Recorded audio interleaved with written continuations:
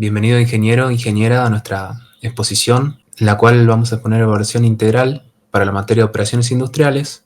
Nosotros somos el grupo 1, conformado por Chávez Matías, Díaz Nieto, Murga Matías, Pimentel Carlos y Viviana Sarapura. Vamos a comenzar por cuál es el objetivo correspondiente a nuestro enunciado. A nosotros nos dicen que en el proceso principal tenemos sales ricas en sulfato de sodio, provenientes de otro proceso, el cual nosotros tenemos que llegar al objetivo o producto final, que sería la mirabalita con un 0,5% de humedad, mirabalita pura y sólida. Bien. Nuestra materia prima va pasando por distintas transformaciones, la cual, como dijimos, comienza con sales ricas en sulfato de sodio, luego pasa a sulfato de sodio anhídrido, luego a mirabalita pura, luego a mirabalita sólida con un 9% de humedad y le bajamos la humedad hasta que tenga un 0,5% de humedad para tener mirabalita con 0,5% de humedad pura y sólida. Bien, ¿cuáles son los equipos industriales que vamos a utilizar? Bien, en nuestra planta tenemos una bomba centrífuga, la cual se encarga de impulsar en primera instancia desde un tanque la salmuera para poder alimentar el enluteador. Y bueno, el siguiente equipo industrial es el enluteador, el cual se encarga de filtrar para obtener mirabalita pura. Luego de eso pasamos a los filtros de prensas de placas y marcos, los cuales se encargan de obtener la mirabalita con un 9% de humedad. Y luego que sale de esa operación industrial, tenemos dos procesos en el cual el producto se divide. Una pequeña parte va para la columna de absorción, en el cual tenemos un producto secundario, y la mayor cantidad se va al secadero continuo rotativo, en el cual tenemos el producto objetivo. Bien, acá presentamos el diagrama de flujo. Como dijimos, tenemos el tanque atmosférico donde tenemos la salmuera, pasa a través de una cañería que tiene 6 metros y en la cual tenemos una válvula de compuerta totalmente abierta para llegar hasta la bomba centrífuga. Luego de la bomba centrífuga tenemos una válvula de retención totalmente abierta también, una válvula de compuerta abierta y una válvula de globo accionada por vástago. Esa cañería que tenemos desde la bomba centrífuga hasta el enluteador son de 350 metros. El enluteador se encuentra a una altura de 6 metros y el nivel de fluido que tenemos es de 1 metro en la entrada. Bueno, ahí tenemos el ingreso de mirabalita más las impurezas, en el cual obtenemos el producto S2, que es la mirabalita pura. Luego de eso tenemos unos procesos adicionales para obtener el sulfato, hasta que llega el filtro discontinuo de prensas y placas y marcos. Luego de eso obtenemos el sulfato de sodio anhídrido con un 9% de humedad, y en el cual, como dijimos, va hacia la columna de absorción y va hasta el secadero continuo adiabático, en el cual nosotros reducimos el porcentaje de humedad hasta un 0,5% y ahí obtenemos el sulfato de sodio anhídrido con 0,5% de humedad. Hola, soy Matías Murga y yo voy a hablar acerca de la primera parte de nuestro proceso, que es la línea de alimentación que mueve las salmueras del tanque atmosférico hasta el equipo de nutrición. Las variables de diseño que necesitamos considerar es primero la potencia de la bomba que necesitamos para mover ese caudal requerido y el NPSH disponible, que nos va a permitir elegir una bomba que no cavite en estas condiciones. Los datos disponibles que tenemos son el caudal, que viene determinado por el siguiente proceso al cual tenemos que alimentar, la rugosidad de la cañería y las propiedades de la densidad, viscosidad y presión, que van a ser similares al agua en las mismas condiciones de operación. También necesitamos algunos datos que podemos calcular, como el diámetro interno de la tubería, para el cual vamos a considerar una velocidad de 5 metros por segundo, que es la velocidad típica en esta clase de instalaciones, lo cual nos da un diámetro interno de 3,042 pulgadas. La rugosidad relativa a la cañería, que tenemos los datos para calcularla, la longitud equivalente a los accesorios, que podemos sacarlos directamente de la tabla, el número de Reynolds, que lo podemos calcular directamente porque tenemos todos los datos disponibles, y el factor de fricción, que va a depender del número de Reynolds y la rugosidad relativa. La longitud equivalente a los accesorios es la siguiente: en tramo de succión solamente tenemos una válvula de compuerta, y en tramo de descarga otra válvula de compuerta, una válvula de retención, una válvula globo y los dos codos de 90 grados. Para calcular el factor de fricción, en este caso de Darcy, vamos al gráfico de Moody y con el número de Reynolds centramos el eje X, que es lo que está marcado en la línea roja, y vemos la intersección en las curvas parametrizadas de la rugosidad relativa. Y nos da una intersección donde muestra la línea azul, la cual rebatimos a la izquierda para leer en el eje Y, el factor de fricción de Darcy, que en este caso es 0.019. Con los datos que hemos calculado más lo que ya teníamos, podemos ahora sí calcular las pérdidas de carga y el NPSH disponible. Vemos en el grafiquito el punto 1 y el punto 2. El punto 1 sería la superficie del agua en el tanque atmosférico, que está a 3.5 metros de altura, y el punto 2 justo en la entrada de la boquilla de alimentación del siguiente equipo. La velocidad 1 vamos a considerar 0 metros por segundo, ya que al ser el diámetro del tanque muy grande, la velocidad es muy baja. Y tanto P1 como P2 son iguales porque uno está a la presión atmosférica y el equipo también, el enunciado nos dice que trabaja a la presión atmosférica. Tenemos todos los datos para calcular. El resultado es 1301 metros cuadrados por segundo cuadrado, que si lo multiplicamos por la densidad y el caudal, nos da la potencia que necesitamos, que en este caso serían 40.86 HP. Y también podemos calcular el NPSH disponible, que sería 8.31 metros. Con estos resultados, podemos elegir la bomba que no deberá tener NPSH requerido menor a 8.31 metros y cuya potencia debería ser de más de 40.86 HP, lo cual va a depender de la eficiencia de la bomba. Una última consideración es que al tratar esta salmuera tenemos que elegir una bomba cuyos materiales de construcción resistan la corrosión, que probablemente sean igual que la cañería de acero inoxidable, tanto el cuerpo como el impulsor de la bomba. Ahora yo voy a hablar sobre el lutreador. Yo soy Díaz Nieto Guillermo Daniel. Lo que nosotros, brevemente, lo que se va a tratar de hacer es separar la mira virita de las impurezas mediante una salmuera. Nosotros lo que queremos obtener es la mira virita pura. Pero ahora, la impureza tiene una densidad de 1900 kilogramos por metro cúbico. Y la mira virita tiene una densidad de 1490 kilogramos sobre metro cúbico. Esto quiere decir que la impureza va a ser el sólido denso, mientras que la mira virita va a ser el sólido liviano. Nosotros, para obtener la mira virita pura, vamos a necesitar que la salmuera arrastre la mira virita con una velocidad determinada. Esa velocidad es la velocidad terminal 1 que nosotros debemos calcular. Trazamos una recta y todo lo que está arriba de la recta de la velocidad terminal va a sedimentar, o sea, toda la impureza va a sedimentar y una pequeña parte de la mira virita también va a sedimentar. En cambio, todo lo que está por abajo, la salmuera lo va a arrastrar. Esto quiere decir que la mira virita en un rango de tamaño de 833 micrómetros hasta D3, que después lo vamos a calcular, la salmuera lo va a arrastrar y eso nos va a permitir a nosotros tener la mira virita pura. Y para poder determinar la velocidad y el diámetro de la partícula, primeramente vamos a utilizar la ecuación 1, donde la velocidad terminal es igual al número de Reynolds terminal por la densidad del agua por el diámetro de la partícula, que es 0,833 milímetros, y por la densidad del agua. Lo que nosotros hicimos es igualar la densidad del agua con la densidad de la salmuera y la viscosidad del agua con la viscosidad de la salmuera. Estos datos del agua nosotros los sacamos por tabla, cuya operación se realiza a 10 grados centígrados. Como nosotros no sabemos el número de Reynolds terminal, vamos a utilizar la siguiente ecuación, que es la ecuación 2, donde relaciona el coeficiente de arrastre con el número de Reynolds.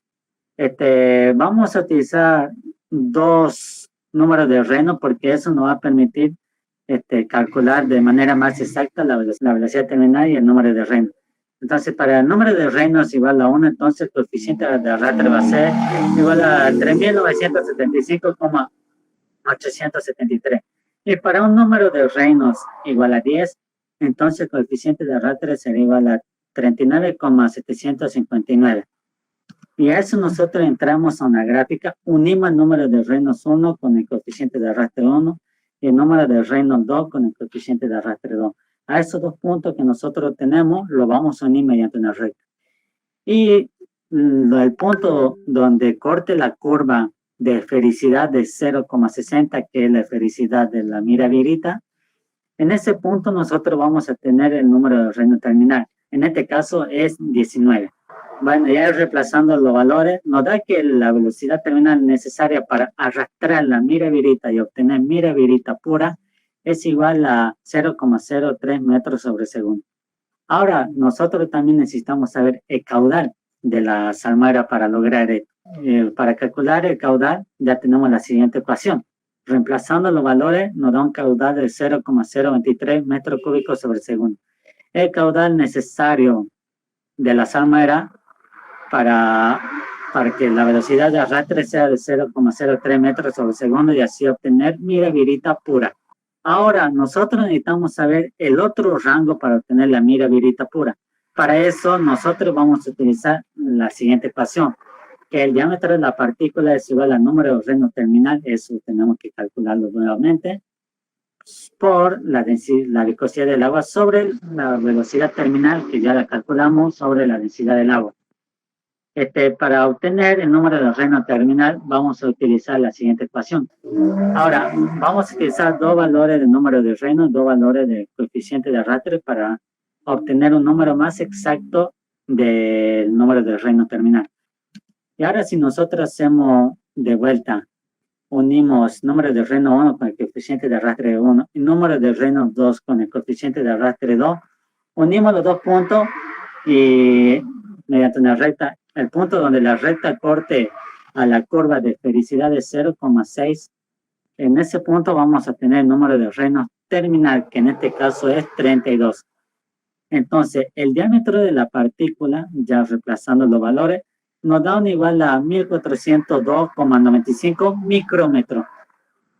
Esto quiere decir que nosotros vamos a obtener una mira virita pura entre el rango de 833 a 1402,95 micrómetros. Vamos a obtener la mira virita pura.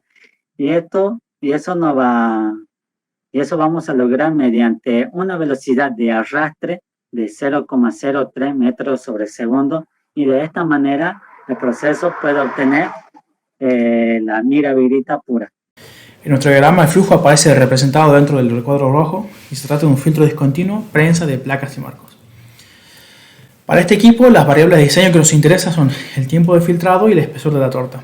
Para calcular ello tenemos algunos datos disponibles como la masa de sólido por ciclo de filtración, la concentración de sólido, el área total de filtración, la diferencia de presión a la que opera el equipo, la viscosidad de la suspensión, el tiempo de lavado, el factor de compresibilidad y una serie de datos experimentales. Los datos que necesitamos calcular son primero la densidad de sólido, que podemos obtenerlo desde tablas, el volumen de filtrado, que ya podemos calcularlo con los datos que tenemos, el volumen ficticio y la resistencia específica de la torta, vamos a poder calcularlos a través de los datos experimentales que tenemos. Y finalmente el espesor de la torta, que ya podemos calcular también. Estos son los datos experimentales que nos dicen acerca de un equipo piloto que opera una diferencia de presión de 2.3 bar con un área de filtración de 670 centímetros cuadrados, por los cuales tenemos un volumen y un tiempo, volumen de filtrado y un tiempo. A partir de lo cual podemos calcular las siguientes cantidades que aparecen en rojo y en azul, y nos da como resultado el gráfico que tenemos acá con la recta roja. Nos damos cuenta que es una recta, por lo tanto podemos obtener su ecuación mediante regresión lineal. Y esto es importante porque la ordenada al origen de esa recta o de esta ecuación, a partir de la ordenada al origen vamos a poder calcular el volumen ficticio, y a partir de la pendiente de la recta vamos a poder calcular la cantidad alfa, y a partir de alfa podemos calcular alfa sub 0 como aparece en la tercera ecuación. Finalmente los resultados que obtenemos son un volumen ficticio de 0.04 metros y un alfa sub 0 de 8.11 que tiene unidades de metros a la 1.3, segundos a 0.6 sobre kilogramos a la 1.3. A partir de todos estos datos que ya teníamos de lo que hemos calculado, podemos calcular el tiempo de filtración, que en este caso nos da 30,27 minutos, y la longitud de la torta, que es 11,57 centímetros. Finalmente, el tiempo total de operación por cada ciclo resulta de sumar estos 30 minutos, que es el tiempo filtrado, más el tiempo de lavado, lo cual nos da un total de 50,027 minutos. Como parte de la torta obtenida del filtrado tiene un porcentaje elevado de humedad al 9%, se requiere disminuir la misma a un 0,5%, por lo que se nos recomienda emplear un secadero rotatorio. Un secadero rotatorio porque se puede trabajar con caudales elevados, en este caso de aproximadamente 4.500 kilos por hora, recabados a partir de los 4.000 kilos que se obtienen de sólido en un ciclo de filtrado de 50 minutos. Se nos proporciona para eso los datos suficientes para poder calcular la altura del secador y los caudales a partir de varias herramientas. Para la obtención de la longitud del equipo se va a utilizar la ecuación de diseño de altura, que es el producto del número de unidades de transferencia n, el cual nos da como dato, por la longitud de unidades de transferencia. Para la longitud de unidad de transferencia se necesita de la sección del equipo, el cual se obtiene a partir del diámetro del mismo, que es de 3 metros. Y también es prescindible el caudal de aire seco. En este caso se emplea el balance de agua en el secadero, que se obtiene a partir del caudal de sólido húmedo con el que ingresa. Después se trabaja con la humedad del sólido en base seca mediante la respectiva relación con la humedad en base húmeda. Otra incógnita es la humedad absoluta con la que egresa el aire. Para este caso se utiliza la carta psicométrica, donde mediante los datos de la temperatura con la que ingresa el aire y su humedad relativa obtenemos la temperatura de bulbo húmedo. Como es un proceso adiabático donde no hay intercambio de calor, la temperatura de bulbo húmedo va a permanecer constante. Por lo tanto, vamos a poder ubicar la intersección con la temperatura con la que egresa el aire. Esta la sacamos mediante la expresión logarítmica del número de unidades de transferencias y vamos a obtener la humedad absoluta del mismo. Con todo esto se puede calcular el caudal de aire seco, que nos da aproximadamente 20.500 kilogramos por hora, y obtener la longitud de transferencia para así poder conseguir la longitud necesaria del equipo, que será menos de 20 metros. Un adicional del proceso es tratado en una columna de empaque a contracorriente. En esta operación, el líquido desciende por la superficie del relleno de la columna hacia abajo y el gas asciende por la torre desde el fondo de la columna hacia la parte superior, con el propósito de disolver de manera selectiva una o más componentes del gas y obtener una solución de estos en el líquido. Aplicando el caso de estudio, se emplea una columna de empaque formada por anillos Rayen de 1 pulgada. Por la parte superior ingresa parte de la corriente líquida L2 obtenida en la operación de filtrado, la cual absorbe el componente A transferible de la corriente gaseosa. Este asciende desde el fondo de la torre con una composición del 5% y caudal 3.500 mol por hora. Se desea absorber el 90% de este componente A. Como datos de diseño tenemos las condiciones de presión y temperatura, el modo de circulación, que es a contracorriente y el que da mayor eficiencia, y las composiciones de las corrientes de entrada. La composición del gas de salida, que sería un 10%. La ecuación de diseño para determinar la altura total de la torre empacada está dada por la ecuación H igual a HOI por NOI en metros, donde el primer término es la altura de una unidad de transferencia. Esta la podemos calcular y nos da 1,35 metros. El NOI, que es el número de unidades de transferencia, para determinar este número de unidades aplicamos el método Baker. En un diagrama X e Y en coordenadas normales, ya que la relación de caudales LB permanece constante, graficamos la curva de equilibrio según la ecuación dada como dato y la ecuación de la curva de operación con una pendiente LB constante igual a 3,89. A continuación identificamos los siguientes puntos: el tope de columna y fondo de columna. El tope de columna se representa el ingreso de la corriente líquida L2, cuya composición en A es XA2 igual a 0, y salida de la corriente gaseosa B1, cuya composición es IA2 igual a 0,05. En el fondo de la columna se representa el ingreso de la corriente gaseosa B2 de composición IA1 igual a 0,05 y salida de la corriente líquida L1 XA1 igual a 0,012.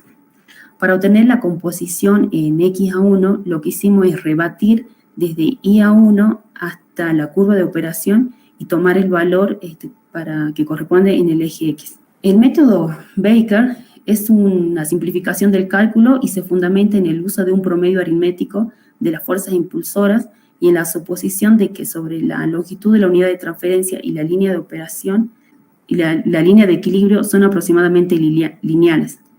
El método se basa en trazar una línea auxiliar por los puntos medios de estas dos curvas, de operación y la de equilibrio. Se toman las distancias verticales, las distancias medias, y se traza la línea de equilibrio. Luego, desde el punto tope, se toma la distancia hasta la línea de equilibrio, se duplica el valor y se la rebate hasta la curva de operación. Así se continúa hasta llegar a la condición de fondo, que para este caso el número de unidades de transferencia es igual a 3,16. Reemplazando la ecuación de diseño, obtenemos que la altura de empaque es igual a 4,26 metros.